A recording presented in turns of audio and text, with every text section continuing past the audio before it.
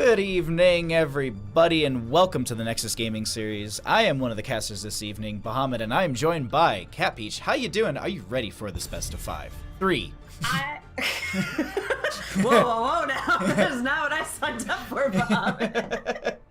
No, I'm really super ready for this matchup. It should be a good one. We've got two seeds who are really close together here with gillyShark and Minion miners, and I'm really excited now to see as we're kind of making our way through the NGS playoffs. It's all on the line, so let's see what these teams got. Well, we are going into a Nexus Gaming Series playoff game, and the other things that we can go into are those map bans, because I'm sure people are wondering about those. We actually had some of those take place already, and the members of gillyShark are the #1 seed, so they opted for map pick. They banned out BOE, no surprise there. Minion Biners banned out Dragonshire, and Alterac Pass is going to be our first map chosen by gillyShark. We'll go ahead and jump back into our draft as we are going to be seeing a Li Ming ban, but that's Samuro, Cat Peach, not making it in.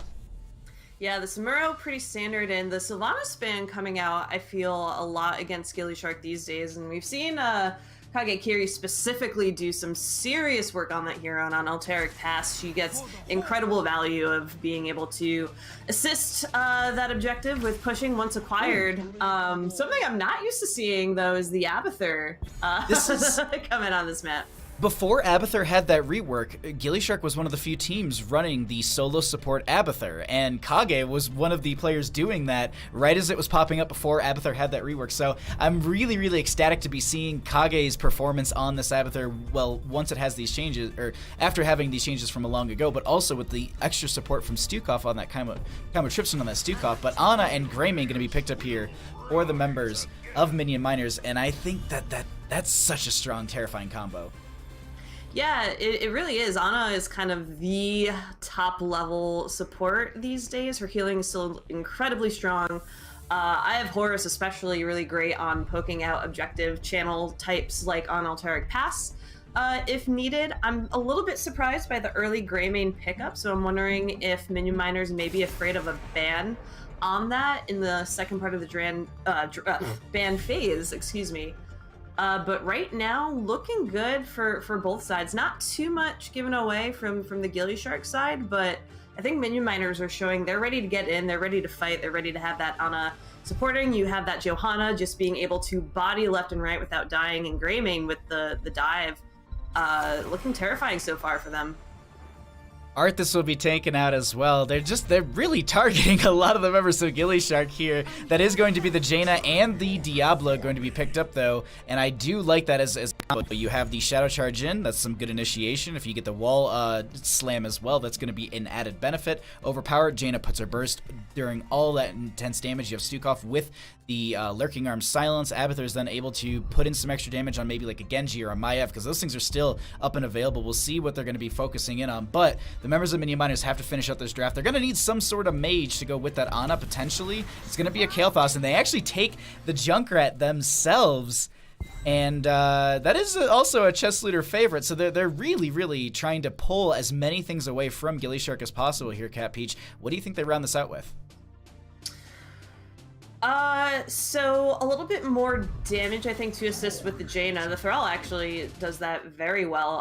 Also follow up. I always try to look for, especially with the Diablo, what's the follow-up on the flip from the charge? And you have with the Jaina, the slow, you can dump the Blizzard on there, but there's always, the need for something a little bit extra, especially in the early game, since Jaina can't necessarily take out targets immediately unless they're already pretty low health. So I like the Thrall being able to throw the Wolf out right after, continue the route, continue to allow the damage coming out from Jaina and do damage as well. So I really like that as an option.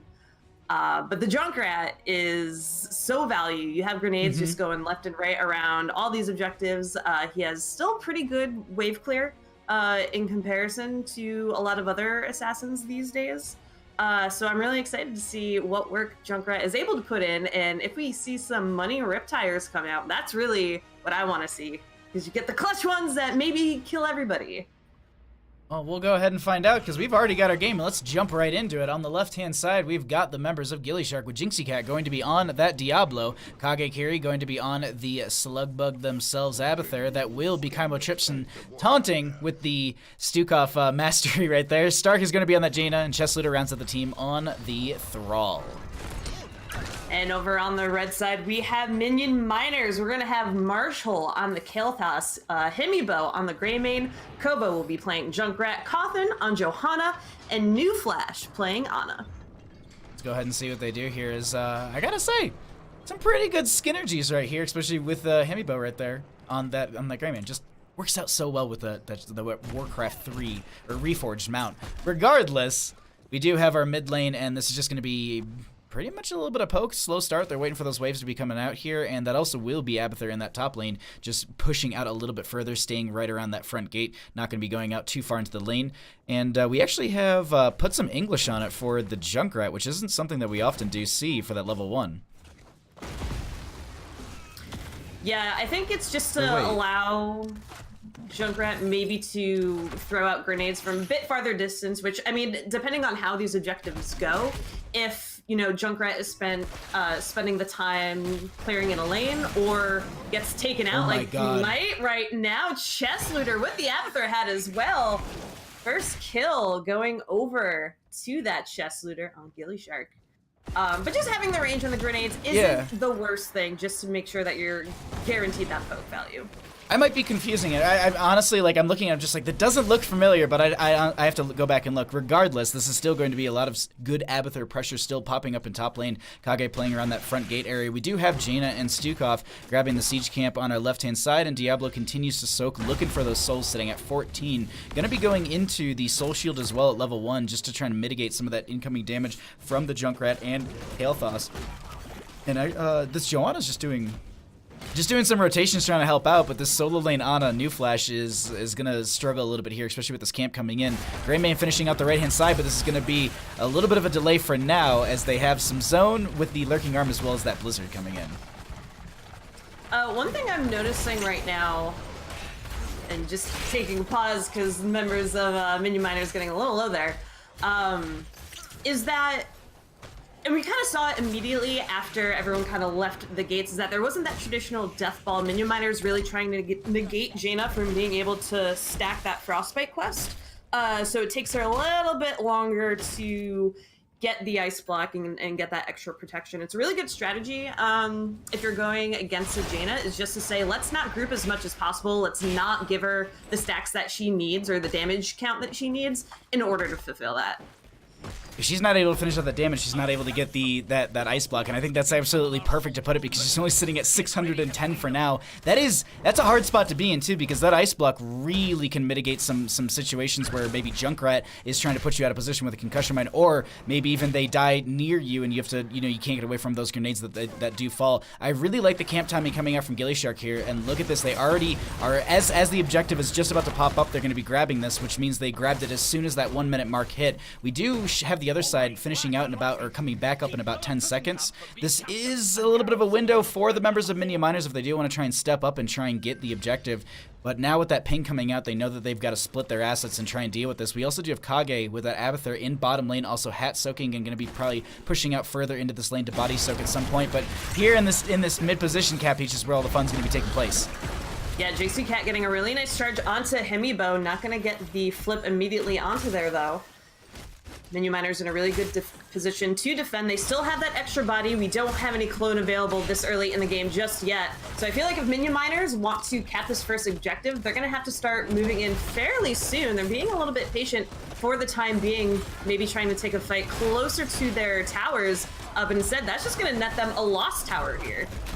Yeah, this mid lane pressure is still coming in. They haven't grabbed their own camp as well. Jaina does siege in pretty well. Stark a little low on mana, but that isn't going to be too big of a deal. Also, we have Thrall finishing out the Echo of the Elements 4 minutes into the game, roughly, which is going to be really, really good timing for that.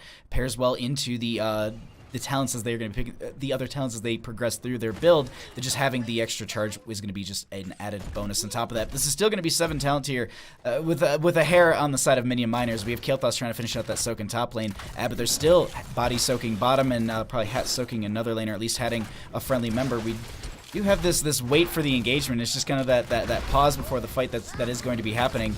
We have Jaina back now with full mana, and let's see what they go in for. Yeah, Jinxie Cat gets the stun right onto their own prisoner wall, but the concussion mine kind of disengaging there, allowing the fight to step back. And I really like how gillyShark right now, not really pushing too hard of the fight, because they know the longer that this goes on, the more value Abathur is grabbing down in that bottom lane, being able to soak. So they're fine simply contesting this for a while until Minion Miners really makes the card. Marshall is trying to get the channel, but Sukov able to poke there. Jinxie Cat going right on in. Coffin backing up, taking a lot of damage. Concussion Mine going to separate Jaina from the rest of the fight. The Lurking Arm there for a little bit of disengage, and Jaina's going to have to walk backwards. Not sure how much, or she's gonna go tap, it looks like, and this is all just gonna reset. Again, getting more of that Abathur value down bottom. Abathur just being able to body soak right in the middle of that lane, and this is a huge thing because it means that these Abathur bugs are, I can't think of it off the top of my head. I just call them choo-choo trains, especially with that skin. They're gonna get. That's true. Trains, yeah. Locust. There we go. There we go. Locust. Either way, his little choo-choo trains are still going to be able to pressure out a little bit faster, and they have an actual timer on them, so that will allow them just to be in lane for a longer period of time. A lot of damage coming out of Chest Leader in the bottom of our screen right now. They're able to get that Wind Fury and get right out of there.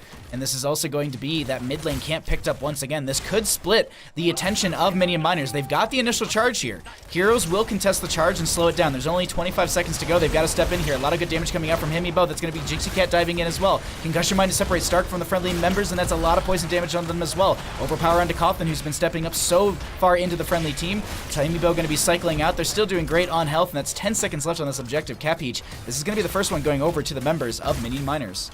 Yeah, and we're starting to see the real value that we have here with that Junkrat, with that Johanna, just being able to keep gillyShark off of recapturing their prisoner. Coffin with the Condemn pulls Jinxie Cat back in, the Sleep Dart as well, but with the assistance of the Abathur hat, Minion Miners going to pull away. They do lose their mid fort, given that they wanted to focus on the objective, not necessarily taking care of that camp, but now they've got these lieutenants marching down the lane to assist them, get a little bit more soak pressure.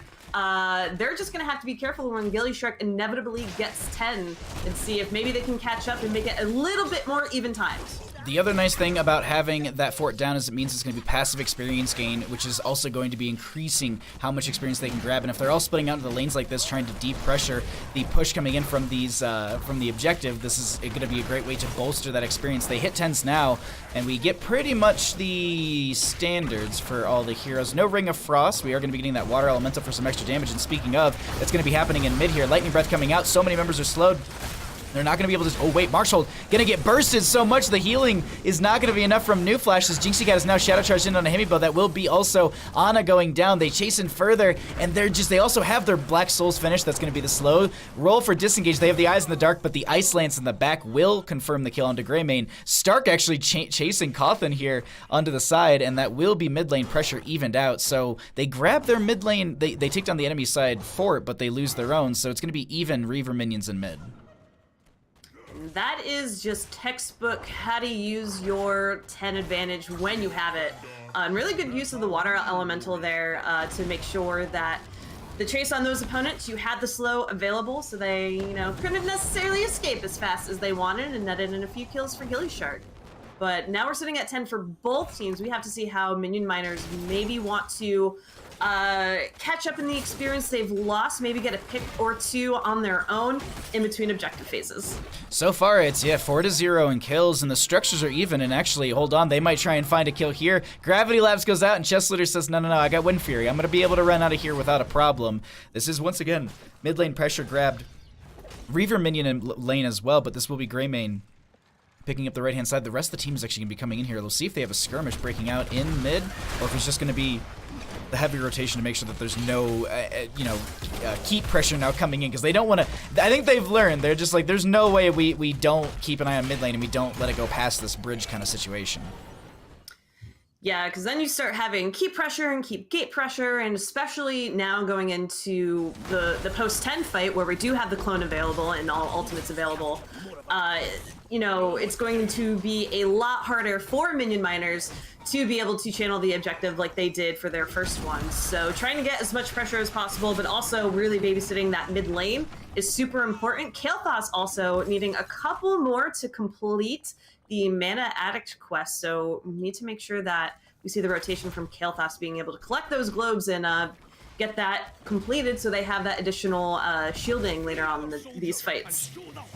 13 to 12 in levels. They know they really can't go for the engagement. gillyShark's, I would assume, I mean, 13 isn't the biggest talent tier for these heroes, but it is still a significant power spike. Actually, Kobo taking way too much damage in the bottom of our screen. They will be taken out. This means that they're going to be going ahead and chasing right up onto this objective. Nice route coming out. The Unstoppable is used. The Water Elemental chases further in. Jinxie Cat zoning and anchoring for the team. That's going to be the Lurking Arm out as well. They did take the upgrade at level 7, which means it is going to be on a, I believe, 4-second timer. Massive shove just to make sure that Cawthon doesn't even step up. It's not the longest timer for that one either, but still, it's funny to see like a 5-foot massive shove. I know, it's just like, stop it. It's like a little slap, less so of a shove. But gillyShark doing a great job on holding down their capture so far. Jinxie Cat, like you mentioned, doing a great job zoning the rest of minion miners out of this area entirely. Here comes the Riptire combined with the Phoenix. Earthquake, though, trying to get the disengage. No one goes down from the Riptire. Chest Leader getting low, but Jinxie Cat comes in and gets the dunk onto Johanna. The Lightning Breath comes out. Braymane's going to fall. Marshall's feeling a little bit burnt. And the Water Elemental trying to cool them off a little bit with the chase. New Flash going to go down here as well. Abathur stealing kill after kill. Objective is picked up for gillyShark. They wipe 4 members on the enemy side. And before that, they got the Junkrat, so it was just, they've cycled through all the enemy members. 9-0 in kills right now, as we have the top lane pressure coming in. No heroes up here per se. There is the Abathur, and that, so I guess they will be able to body soak all of that. No one in bottom lane, but actually, no, I lied. So body soaking top lane and hat soaking the bottom. This is just as much experience value as they can grab on the side of gillyShark. They're going to go ahead and just give that mid lane over as they want to open up top lane a little bit further and have some extra reverb pressure into top and maybe bottom, as that Abathur hat will be just buffing up that lane overall. Yeah, absolute value. Really good use of Abathur from Kagekiri per usual. We're gonna have the fort going down in top, and everyone is here for the defense from minion miners. The Water Elemental is going to go out onto Kobo, who's trying to get away. Himbo trying to make quick work and take that off the battlefield, so it is not a tool for gillyShark to use. Jinxie Cat, though, displaces Cawthon, who's gonna retreat. Lots of roots, though, onto minion miners. We have Ana going down here first. Jinxie Cat, though, in trouble. No way. The grenade actually saves her. Spell shield, by the way. Diablo's gonna walk out of here just fine. Just the 1 kill, but pretty value here for gillyShark. They get a lot of damage onto that gate done, and the bottom fort falls as well, and they're looking pretty good with their 3-level advantage, Bahamut. Rough 3-level lead. They still haven't lost a single member in a fight. The only one that went down that last one was the Abathur clone, because I was sitting there and I was like, oh wow, minion miners, they're getting their first kills. They're going to start snowballing this a little bit. No, it was the Abathur clone, which in a sense, it's experience, but it's not a full hero kill. Also doesn't really remove anyone from the battleground per se, just throws Abathur back onto that bottom lane. They're able to then throw a hat onto someone and continue to bring the pressure. Top lane boss is going to be picked up. The question that I have is, what is their play after this? Are they going to be going for the double boss in the bottom? Do they go for the null camp in mid, or do they just go straight for the keep? And it looks like they're going to go for the null camp in mid, get that extra pressure, assaulting that lane. No one actually on this bottom. I did see on the minimap they were checking it, so with that, they're just, they can probably assume that they're on this camp, and they're going to just still have to give it over. But now bosses crash into top cap, Peach, and we've got a whole load of sharks with it. Yeah, Lurking Arm goes down, and it looks like one member of Minion Miners, Hamibo, got slammed right into that corner. The Lightning Breath tries to get him off, and Braymade is going to be the first to fall as part of this defense. The Ice Block comes out for start for a little bit more protection. The Riptire, again, not enough damage to connect for a kill, but still doing a lot of damage to the members of gillyShark. This boss, though, still chunking on this keep, which will go down momentarily. Cawthon just going around trying to see what they can do. Kobo launching grenades from afar, and Johanna is going to fall. Johanna's down. Top lead keep is down as well. Objective pops up in 30. The boss this low, and the death timer's not the longest. They say, you know what, it's fine. Let's go ahead and back off. We'll be able to grab our own siege camp once again and continue to pressure out mid lane as that one did go down. Abathur once again body soaking bottom. No 16s are here yet. And I think, yeah, this with the amount of members here, they actually throw Jinxie Cat over to the side, say, you know what, anchor for us, make sure they're not going to come in and steal this away. It still is a 50-second timer onto that, but we just want to make sure that they're not able to position ahead of us and get any sort of map advantage while they're still kind of having this momentum in the favor of gillyShark. And tension is on here. The sliver before 16 hits. Vigo getting a couple shots onto Jinxie Cat, who's just gonna back away, gets the vision. And Jaina pushing a little bit with that camp just to try to boost it a little bit more forward while there's this a little bit of a dance going on over these objectives. Abathur still in bottom. Big wave pushed up down in that bottom lane as well. So Minion Miner's a little bit on a timer. They can try to sell this as long as they want, but they really got to go in. They only have 1, maybe 2 fights left before gillyShark have 20. So if they're going to try to turn this around, the clock's kind of ticking for them.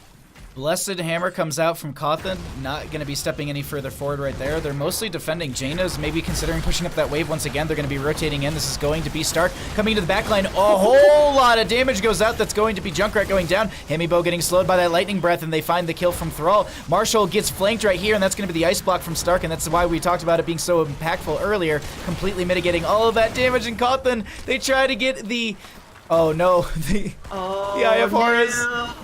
Anna's just trying to burn the shots, and they're stuck in it. So that's going to be 5 members going down. We've got 2 Reaver minions on top and a huge wave. And with that, this is going to be gillyShark saying, let's rush core, let's end the game. There's no point in getting the objective. Let's end it and not have a stalled out core 4 times like the quick match I had right before this game on Tomb of the Spider Queen that lasted 30-some minutes. Oh no, that sounds terrible. Yes. It was like we could have ended 4 times.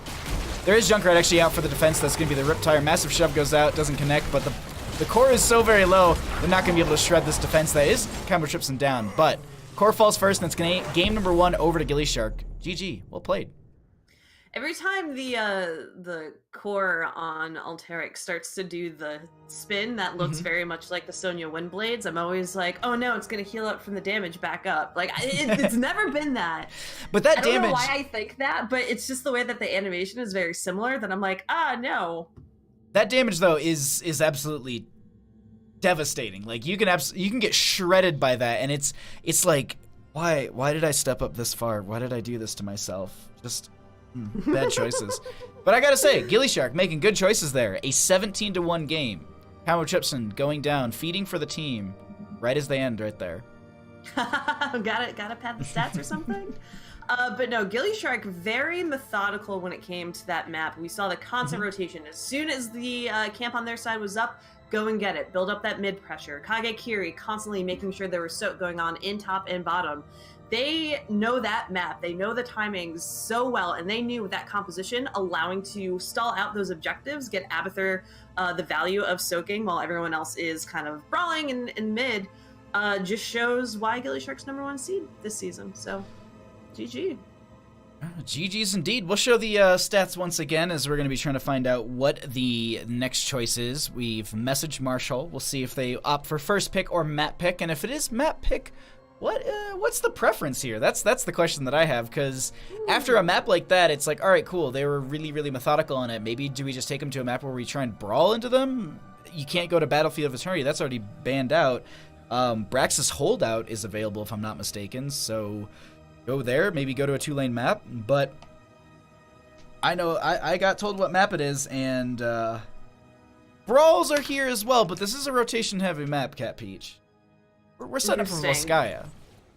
Okay. So initially what I was thinking is that given the Abathur performance, maybe not going to a map where Abathur really excels, because I think a lot of teams want to go to something like Infernal Shrines, for example, which you can stall out that objective pretty equally as well. And I think Volskaya, kind of hits the ticks there. There's not a lot of places for Abathur necessarily to hide. It's not impossible for him to, or it's not unheard of for him to show up here, but I'm looking forward to seeing how Minion Miners adapt now that they know, how gillyShark's feeling tonight, and trying to see what other picks they have up their sleeves to try to get a 1-1 win on the table for them. Apparently my one death comment is giving the support on gillyShark a little bit of a hard time, apparently. So my apologies. Okay, so sorry. We're setting up lobby here, and I also need to update the team scores. Swap user. Oh, because people are also coming here. There we go. All right. I need to update the team score, at least on the left side, so people do know that they are up 1 game in this best-of-3 series. Dun, dun, dun, dun. Okay. All right, find out if the teams are ready. There are too many to tab through. You know what I was thinking, too, during that match, is that you and I have casted a lot of gillyShark, and I'm sure this isn't the case, but I don't recall ever watching Stark play Jaina. And I really enjoyed it. I was actually a little like surprised. I was thinking that that Thrall was actually going to be Stark, because in the past, you as you mentioned, like when you cast a ton of this, like I think some of the earliest games of gillyShark was Stark on said Thrall, like quite a bit. So not off lane though, by the way. Not off lane though. Not off lane. Kappa. No Jaina off lane. Yeah. But there was a neat thing that Stark did do in that map that I want to call out, and this is why I kind of love Water Elemental as the preferred heroic in a lot of situations for Jaina, is that when they were grabbing the camp on the side of Minion miners, using it to anchor when maybe Diablo is doing something else off map, they were able to get vision on 2 members of Minion miners over the wall because the Water Elemental went up to that area and got that vision. So very neat use. The cooldown's pretty low as well, so it's not really a waste. And I just wanted to call it out. Welly's OP, in my opinion. I love Welly. It's so value. Winter Mute at 20 is just... Yeah. Casting a base form of your ability. That's terrifying. It's great. But we got some map updates that I'm sure people are wondering about who may have joined us more recently, as I am stalling to actually update all the map stuff. All right, let's go ahead and actually take a look at that. It was ready all this entire time. The members of gillyShark are the #1 seed. They went ahead and banned out Battlefield of Eternity as they've opted for map pick. Dragonshire was banned up by the members of Minion Miners. Alterac Pass was was picked up as game #1 by gillyShark, and they won that. Well, Sky Foundry is game #2, picked by Minion Miners. Let's go ahead and jump back into our draft cap peach, as we have already got the Samuro ban, and now we're seeing a Stukov and a Decker Kane ban coming out from gillyShark, just choking out those supports. Yeah, taking them off the table. I mean, there's still a lot of supports that are pretty good. I'm actually a little bit surprised, not entirely surprised, to see the Stukov ban preference over Ana, which might indicate that gillyShark is looking to run Ana here. But the Lurking Arm on Volskaya, if it's not something you're willing to play, can absolutely disrupt any kind of, more die-focused composition or any kind of battle-focused composition. It's really annoying when you get silenced and you're trying to get a kill. We're going to see a first pick Li Ming come out for gillyShark. That's a little. I was wondering if we were actually going to be getting any potential onto the early Sylvanas, but the Anubraka Mephisto is highly prioritized by Minion Miners, and this is probably an opening for a Sylvanas right here. Like I would like the 60% buff from Mercenary Queen is such a powerful tool, but then you also have to consider that there is possession as well at 4. Like, Sylvanas is such a viable kit at this point that I just think overall she's devastating to deal with. We'll see, though. I mean, there's no priority onto it for now. Tyrande will be picked up by Kaimo Tripson as well as Arthas. That's going to be kind of a 1-2 punch with the CC that they can provide with that Howling Blast followed up by a Lunar Flare or vice versa. And then 10 with Tyrande's Starfall is great. Li Ming can just reset City, especially with with the Disintegrate, because that will mitigate pretty much Anubrek's web wrap. And then Arthas has to go Sindragosa, right? Peach? I mean, you and I know Jinxie. She's been known to do it sometimes. When the Arthas came out, the first thing that popped in my head was she is probably yelling, like, "Why would you give me Arthas, you fools?" Like, we know that Jinxie loves that Arthas, and she does excellent work on it as well, and the team really knows how to coordinate around the way that she likes to play Arthas. She's pretty aggressive in general as a tank, I feel, and especially with that Arthas, she knows the limit, she knows the extents, and she knows exactly when to turn back around and re-engage as well. So it's definitely something to behold. The Zul though, and the Phoenix on the other side, interesting picks coming out from both teams, and a very curious Dahaka pick here on Volskaya. We were talking about not a lot of bushes and cover for Dahaka to get a lot of burrow value, or at least safely get burrow value. So, curious choice. Yeah, this isn't my favorite map for Dahaka, but I will say this: I like that Minion Miners have done their research. They've seen the previous games that Sergi Monster has played with gillyShark and has said, you know what? No, we don't want that Leora coming into this game. That ain't happening right now. So they banned that out. That means that the Dahaka will be picked up, and I got to see a clip over the weekend on someone's Twitter page of Sergi Monster playing said Dahaka on Sky Temple and blind tongue dragging a Zeratul that was like sitting in a bush, and then they all collapsed on it, and it was just like, oh, I bet the Zeratul's here, and just got him. So that Dahaka pick, as I said, like, I'm not too favorable on it. At the same time, it's really, really powerful for them on the player. The other thing to consider too here is this Zul. In previous interviews with Stark, he's mentioned in drafts where he thinks that the enemy team doesn't have really good wave clear, and it doesn't look like they have a ton of good wave clear. Blaze is pretty good, Phoenix a little bit, but outside of that, it's not really great. And Zul just keeps adding that pressure, and Dahaka adds that pressure as well. So overall, Cat Peach, I think this is going to be a strong game for both teams, but gillyShark, they're looking really great. Let's go ahead and get into this.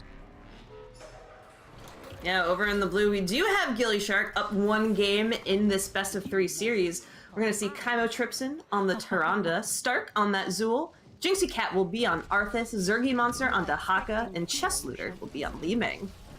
And on the right-hand side, we are going to be having the members of Minion Miners down 1 game in this best-of-3 series, trying to bring it back and take us to that illustrious game number 3, probably in Towers of Doom. New Flash will be on the Alex Straza, Himibo going to be on the Phoenix, Cawthon will be on that Anubrak, Marshall will be on the Mephisto, and rounding out the team in the bottomish area is going to be Kobo on the Blaze. Let's go ahead and check in our mid lane as the Sentinel went out, connected onto 1, and Cawthon has told us he caught it. That's you get a point for that, right? Like, hands down, no problem. Mm-hmm. Yeah.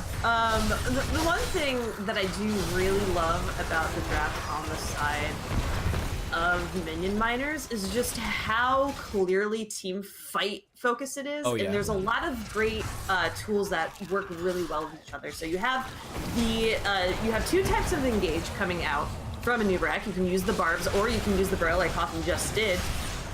You have gillyShark as well. Cawthon, though, hold on, taking a lot of damage, trying to get away, but the game's kind of body blocking it. Phoenix has a little bit of a larger body than a lot of assassins. Ends up getting rooted there. Good push off, though, from those members onto gillyShark. But yeah, the team fight focus of this team, especially around objectives, I think is going to be absolutely terrifying. So it's definitely something to keep an eye out for. And I'm really looking forward to see Blaze really hit some really sick jet fuel propulsions there. Excuse me. That would stress me up in the middle of fights all the time. Like, there'll be a Blaze. There's no Dahaka or there's no Diablo or anything. It'll be like banned out, and I'll be like, Blaze gets that shadow charge. Wait, just. You know, the shadow charge, which but with metal and oil. It's just so much easier to say, and your brain just falls right onto that one every single time, or at least for me, falls onto that every single time.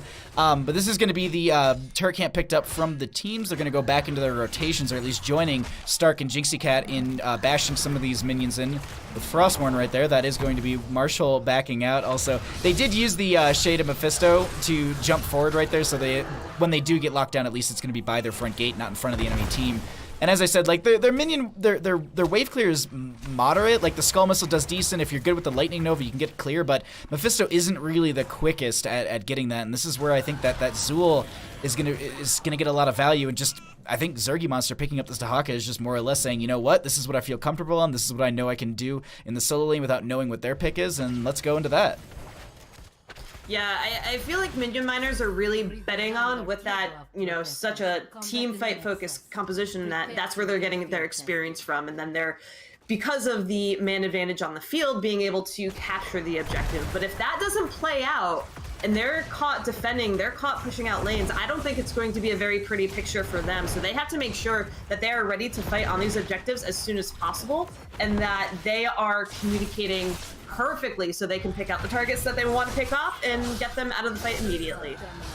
Well, Zul's going to get this huge clear. Marshall steps forward. That's going to be the Shade of Mephisto getting some decent damage. They'll take a little bit themselves, but New Flash has that heal right away. Jinxie Cat already on the point. That will be charge going over in favor for gillyShark right now. Coffin stepping forward with team, going to be anchoring right ahead of this. Himibo does have that turret up and available if they want to go for it. We still have Zul pushing out that top lane. They know this, so they're trying to re-engage onto the enemy team while they know that Zul is not available. I think that was a Howling Blast as Kobo had the jet propulsion forward and stopped it. I have to go back and look. Regardless, that will be the tongue drag from Zergy Monster, and that's going to be a lot of good damage coming out. Chestleader just dumping damage from that Li Ming, but Arthas will be going down. First kill of the game going over to the members of Minion Miners. They stop it at 60% cap each.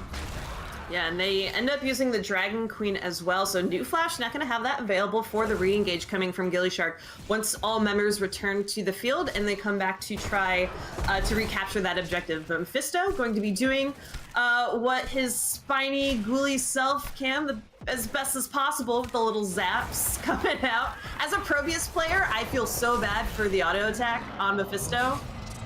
It tickles. It really doesn't do much. Oh yeah, Chestleader not able to get the combo right there. They blink forward as well, saying maybe I can get some extra damage and force out Mephisto. Not the case, or at least just forcing him back. This is going to be the point I guess I wouldn't say reclaim just yet, but this is going to be regress. That's going to be a Howling Blast, follow up Lunar Flare. All of the roots are there. That is a huge lockdown combo coming out from gillyShark. I wouldn't want to see that in any game. Just the triple right there, the Howling Blast, Lunar Flare, and then you have the Bone Prison. Bone Prison, thank you. I was gonna say Bone Jail or something. That's not right. The Bone Jail. It kind of is. It kind of Bone is. Jail. It would be cool to have like a jailer Zul skin, where he's just like a little policeman or something. That would be actually really, really good. But wait, hold on. We have a Triglav Protector picked up for gillyShark. This also is going to be the Triglav Protector that was changed in our patches this past week. So that Rocket Glove, for example, no longer rooting and locking down enemy members, just going to be pushing them away, much like a massive shove coming out from a Stukov. And also, you just saw the auto attack coming out from said Triglav onto heroes really isn't going to be that powerful. And I also think the Power Glove the Rocket Glove used to kill minions as it passed by them. Oh my God. Do you see that, Cappy? Like, it dove forward and it did, like, nothing to the entire team. Yeah, it's definitely less of a team fight tool now after the changes. Yeah. Very focused simply on getting the push as much as possible, but the strategy of taking out that top well as soon as you get the first protector still very much holding true here, as gillyShark has shown. So now they're just going to revolve. They get a little bit of damage. Yeah, like, I feel like that entire wave would usually be gone, and now on the outskirts, not so much. I believe the radius of it maybe was decreased as well. It was. You are right on that one. They're re-engaging onto this. That is the Triglav Protector going down. Mephisto stepping forward, trying to get some damage on the combo. Chipson who's just running right out of here, but they turn around right into Blaze. Tongue Drag confirms the kill, and that's a reset for Li Ming. Chestleader trying to find the angles for this, but this Legion of Beetles coming out from the new bracket level 1 is just so annoying. They also have spell power. That is, like, a Nubarak with stray damage coming out from Li Ming is just the nightmare. But at the same time, she is his nightmare. And you can see that Chestleader is holding that level 10, saying, all right, cool. Like, if I can go ahead and get myself, Wave of Force, I'll do it. But I have to wait and see if that is going to be a web wrap and Nubarak. Mm-hmm. Yeah, and it's really funny. I feel like we often see that combination of, as soon as someone is web wrapped, you use Disintegrate, get them out of there. But I feel like you have enough damage from, Li Ming and Zul just using their abilities as normal to get someone out of the web wrap that you can also simply hold on to Disintegrate and use it maybe later on in the team fight. But it's also simply just a really great disengage, making sure that the enemy isn't collapsing on that cocoon target and kind of zoning in that sense. So always a good standard pickup for sure. I was wondering, so in the draft, I was sitting there, I was like, all right, why the Phoenix? Like, are they, hold on, Jinxie Cat getting chased here? I think they have the disengage. But I was like, the Phoenix, is this going to be Purification Salvo or if it's going to be Planet Cracker? And I was thinking maybe you go Planet Cracker with some sort of lockdown from Durance of Hate or something. But here's the thing, they did go Purification Salvo because Consume Souls, there we go, actually has a 25% slow on it once it's over for 2.5 seconds, so that actually pairs really, really good into the Phoenix damage. Because I was like, there has to be a synergy that I'm missing, and that Consume Soul. And because I was like, why are usually people take Durance of Hate because there's just so much spread set up and you can just body teams with that. But we'll see if they're able to do anything with that here, as it's 12 to 11 in levels, 2 to 1 in kills. Every 4 it's up, and they're trying to aggress onto this top lane.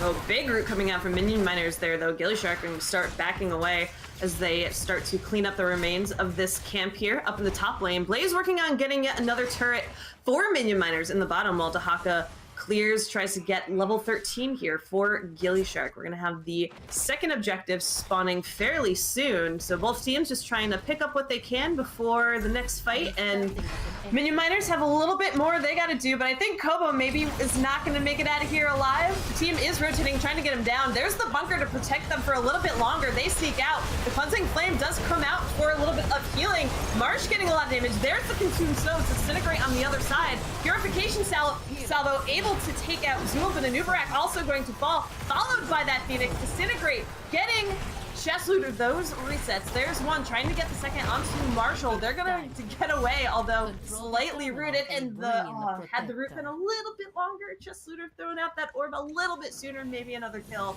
But still really great team fight coming out for gillyShark. gillyShark losing 1, but taking down 3 themselves, and that's going to also be 13s picked up for them. We can also see, just running through some of those questing talents, we do have 30 stacks on that unyielding power for the Mephisto. They're going to be having the cooldown reduction once they hit 10 more heroes. That's a huge tool for Mephisto players. Once they get those 40 stacks, they absolutely can Gatling gun the damage with those skull missiles. Now this is going to be the support camp going to be burned out. I like JinxieCat using the Howling Blast onto the right-hand side here just to catch anyone who might have been aggressing in. Send out the Sentinel. Coffin, I think, once again, has caught it here, just catching every Sentinel. Point B will be up and available here. And the other thing to note, too, is we have 14 out of the 20 stacks on that Frost Presence at level 1 for JinxieCat, so going to be able to get the root along the line once they hit 6 more heroes, I do believe.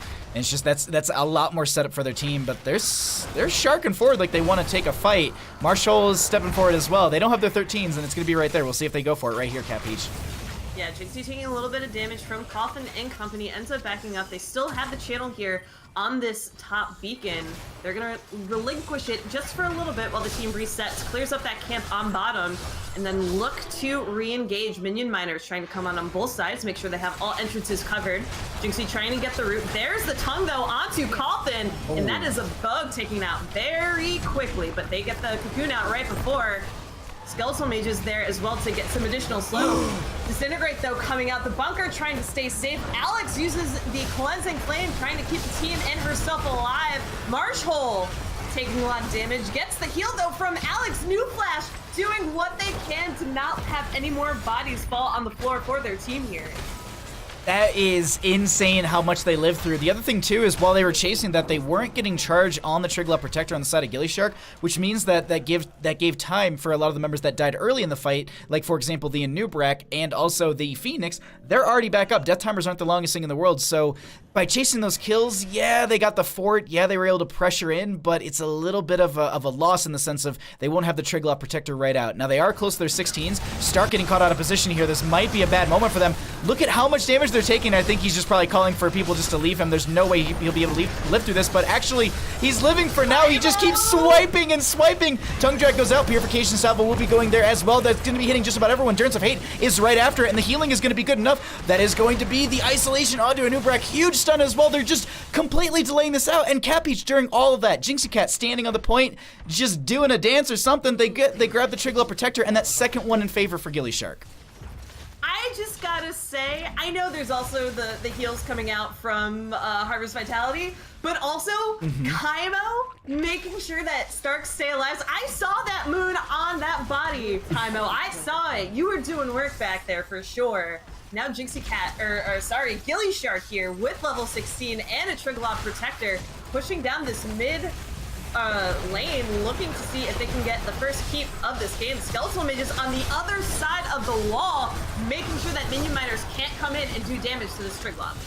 They actually, you can see that Kobo is getting pushed around the side with that Rocket Glove. We do have some damage coming out from the Strigla Protector. Marshall stepping forward as well. A lot of good damage coming out into a couple of members. Web Wrap going to be going out onto the Camo Tripson, which is just going to be burned down by the Gatling gun on the Strigla Protector. They don't get the keep, but they at least take down the front wall of that. Now, here's the thing. Meanwhile, in bottom lane, Dahako is continually pushing out this lane. They have a talent tier over the enemy side, but they don't have a full team fight. They've got just the Strigla Protector, which feels very, at least from the game that I'm watching right now, feels very weak in comparison with what we had over a week ago, but this is going to be the bottom lane getting shredded out. Strigla Protector goes down, but they still can convert the fort, getting periodic catapult pressure in their favor.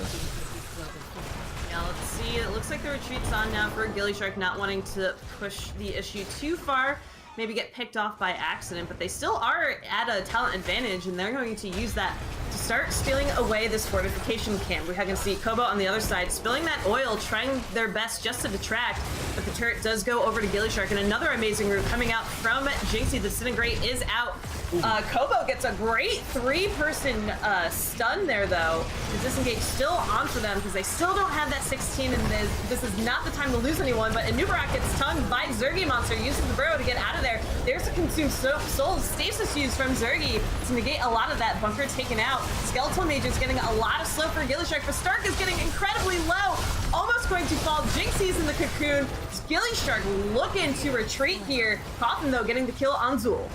So we're going to go down. They're going to dump this damage. Huge root coming out. That will be the return kill. So 1 for 1 at least. Chess Leader saying, you know what? Let me at least even that out. Meanwhile, we're going to be having periodic catapult pressure in top and mid, pushing out the lane naturally and winning it over, and this is going to be top lane siege really going out in their favor. They send out the Sentinel over the siege camp just to make sure they're not on that, and that will be an item picked up for them. They do have the Biotic Emitter up available on the map. They don't have their Zool, but the other team doesn't have an Anubrax, so that's a lot of their dive engage per se. They do have that Blaze with the Jet Propulsion if they want to try and utilize that. Doesn't seem like that's going to be the case. They're going to play it slow. They're going to play it a little bit safer. They'll have their 16s. They're also going to have this camp for pushing up into top lane. The other thing to note, though, once again, and just constantly throughout this game, bottom lane, Zergy Monster, always making sure that lane is pushed up, constantly making sure that there's always some sort of threat that needs to be addressed, and they have to bring it. They have to bring someone down there.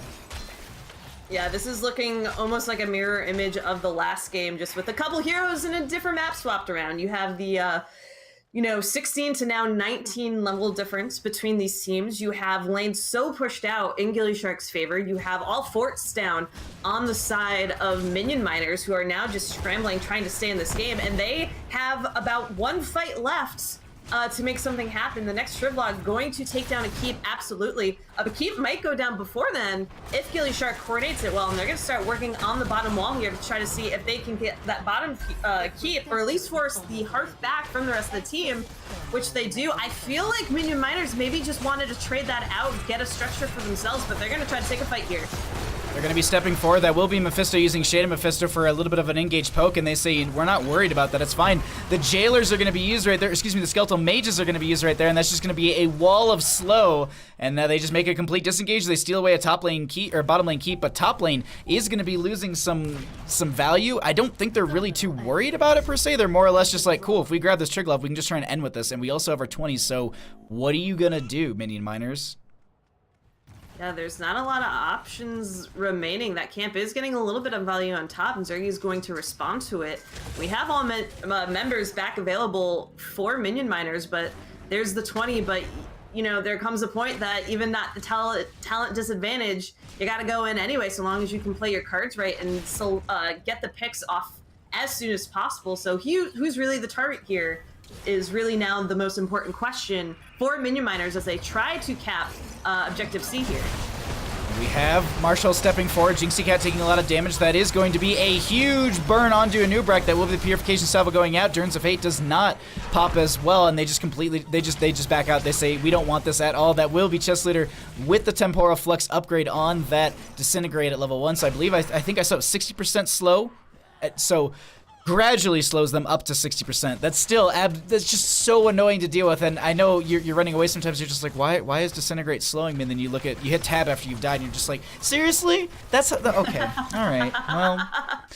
Stark is gonna grab this Triglav Protector, and Capeach, I would say, try and walk it in through bottom and take the series and move on to the grand finals for the Division B East Nexus Gaming Series League.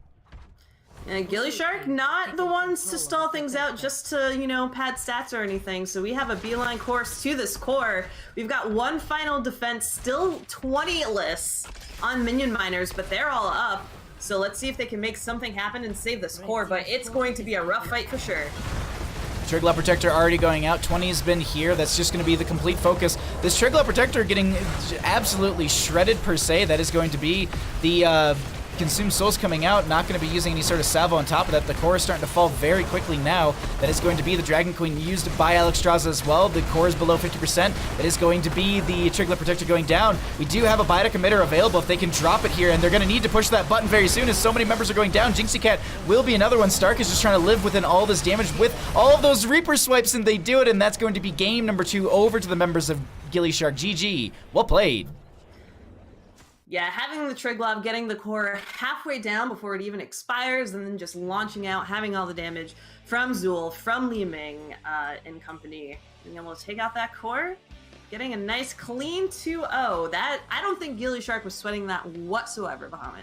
No, I don't think it did. They seemed like they were just ready to go for this. I'm not gonna lie. They were not to say that Minion Miners wasn't like practiced up or anything. It just gillyShark. They were just, the synergies were there. It just, they kept pushing in, and they weren't really giving an inch or even a centimeter over to the members of Minion Miners. A hard fought battle, but they will be going out, and they're knocked out for season 6 of the Nexus Gaming Series in our playoffs here. And gillyShark moves on in our bracket. They go to the grand finals versus NUES, and I gotta say, that's gonna be a good finals.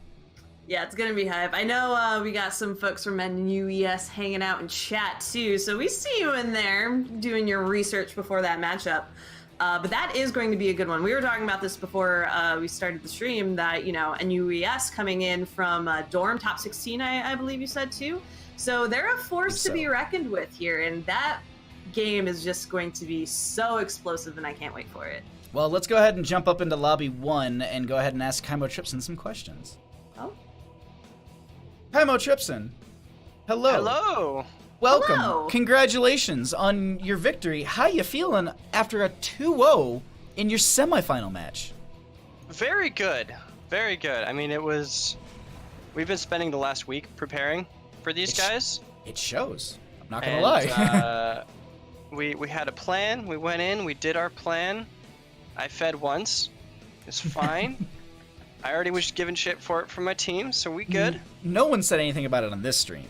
I bet not. You guys are very respectable. Absolutely. Yeah, we wouldn't. I wouldn't shame you for easy laughs. No. Me never. No, I gotta say it was a really good series. Let's actually jump over to Alterac Pass. It was a very strong map for you, and the synergies that were already coming out with the Abathur and everything, was that kind of the game plan to begin with? Can you talk a little bit about that draft? Because it seemed like they target banned a lot of things that you play, and it didn't really seem to affect the draft overall. Yeah, so we went to Alterac because when we played them last time, they seemed to struggle in Cursed Hollow with globals. So we were going to leverage that. And so our plan was to go Stukov Sylvanas in the 1-2, because we liked taking down. We liked testing their support's hero pool. Okay. But they banned Sylvanas, so Kage wanted to play Abathur. And yeah, so we went the Abathur, and then everything else was really just what we wanted. I mean, you know, Jinxie got put on Diablo and did some work. And it was pretty much, they drafted differently than we expected, but we got what we wanted, so we were ready for that. It was seriously such a fun game, and I gotta say, like, you really pulled out some interesting picks here, and I don't think we really even saw the whole hero pool per se of gillyShark. Actually, Cat Peach brought this up, and I want to ask this, and I might have stolen her question. I apologize. Has Stark ever played Jaina? Because I feel like we haven't. She said it, and I agree. Like, I don't feel like I've seen much Jaina Stark.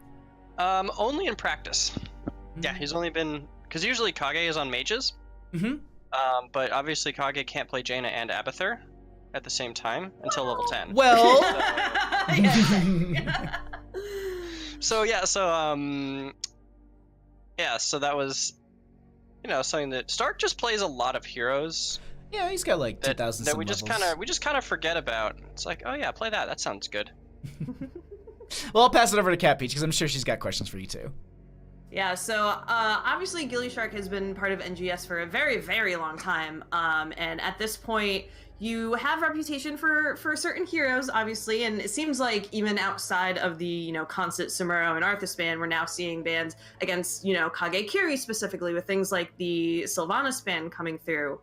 Has that forced you all to expand your hero pools at all, or is that something you could just kind of shrug off and say, you know, we got this, or is it something that in the past couple seasons you've actually had to prepare around? Yeah, so it's I think in season 4 and 5 it was a bit riskier for us because we had smaller hero pools and like very few comforts. So we've been working on expanding that and having hero overlap. So like Chess Looter can also play Li Ming and Kage can play Li Ming, so that we don't get a single player target banned. So we try to make sure that we have at least a couple heroes that can be played by everyone, and everyone has at least 4 good comforts for these types of situations when we have to go on to things that we don't play very often, but we work on a lot in practice and we just don't show it in game, so that we can keep that as a pocket pick. Gotcha. And then on map number 2 on Volskaya, how puckered was your butt when Stark nearly died near the beacon? Because I saw you throw the healing on, and I just saw him swinging that scythe, and I was like, he's surely gonna go down. And as he kept surviving, I was like, oh man, this has to be intense in comms right now. Stark caught the rotation on me. He says, "Oh, I'm in a bad. Oh, I'm dead. I'm dead. I'm dead. Just leave me." And in my head, I immediately go, "Hold my beer," and pop the Shadow Stalk, run in there.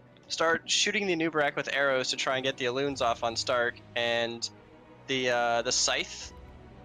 The Cursed Strikes cooldown procs on Beetles, so he got like a lot more auto attacks and attack speed and healing from that, and good to know. Scythe speed. Yeah, all that good stuff. But it was that's already been clipped in the gillyShark Discord. Woohoo! Great. That's like one of those moments where like. That's that YouTube like Zool moment where you're just like, oh, like hold my skull of juice and let me just absolutely shred through all these enemy heroes. I had no idea what I was saying. So that was super impressive and very stressful and really enjoyable to watch. So thanks for keeping him alive a little bit longer there. Anything we should look forward to in your next matchup against NUES? Any not spoilers, but any hints? Stark likes to play heroes that he says are melee assassins that are not necessarily classified as melee assassins. So, you know, we have some strats that we're working on that we haven't pulled out yet. We were actually preparing them to beat HOTUS. But now we can pull them out against NUES, and it should work just fine. So that'll be fun. We'll see what we can bring to the table. So Chen incoming is what I got. Thank you very much, Kai Moshipson, for that interview. We'll look forward to that Chen soon, for sure. Chen's actually a melee assassin, though.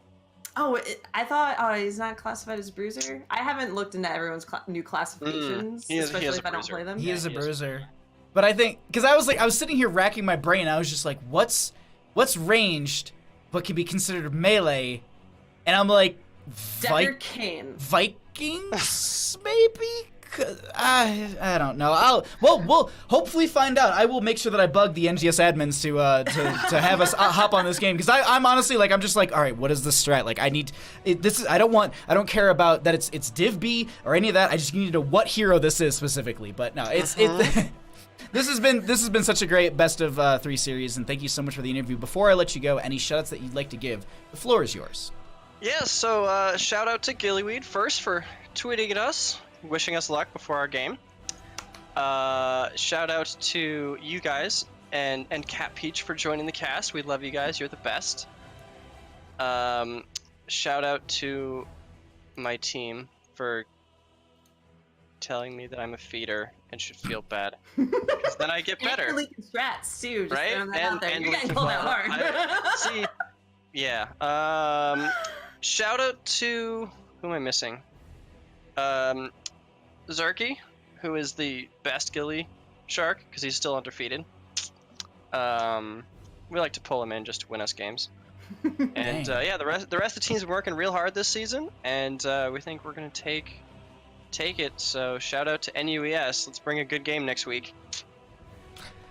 Well, thank you so much for the interview. Thank you so much for the games once again, and good luck in your preparations for next week's match. Thank you. Alrighty. Well, Cat Peach, that's going to be wrapping it up for us this evening. But before anyone goes anywhere, do you have any closing thoughts, any final thoughts before we kind of wrap up stream? Zool OP? Zool's pretty good. Make sure you're always drafting for wave clear. Don't leave that as an afterthought, I think is really the moral of the story here today. True. You know, those little minions. Someone's got to take care of them. And if it's not you, who's it going to be?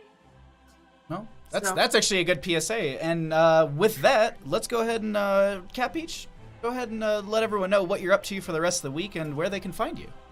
Sure. Well, tomorrow is Thursday. I thought today was Thursday for a while. I It's did not too for a Thursday bit. today. Yeah. I got a it message was from pretty someone. I bad. was like, oh no. But tomorrow, I believe myself and you will be over on the Heroes Hype channel for Hype Squad Arena playing a little game not called Heroes of the Storm. But that'll be fun. But otherwise, you can find me at CatPeachEG on Twitch and Twitter. I stream Heroes, I stream Sea of Thieves, I stream other stuff whenever I'm playing it. So come say hi and, play some games. And I am Bahamut. You've seen me. You know me. Follow the channel. You can know when we go live. I'll be back tomorrow on the Heroes Hype channel with Cat Peach and friends. We're going to be not playing Heroes 2.0. We'll be playing a different game. And yeah, I think Friday I will be back on this channel for S Division casting. Saturday, Sunday are up in the air at this point. And then, yeah, next week we'll figure it out. But thank you all so much for hanging out. Thank you so much for the games. This has been an absolute blast. We will see you all next time. Good night. Thanks for hanging out. We love you. Mwah.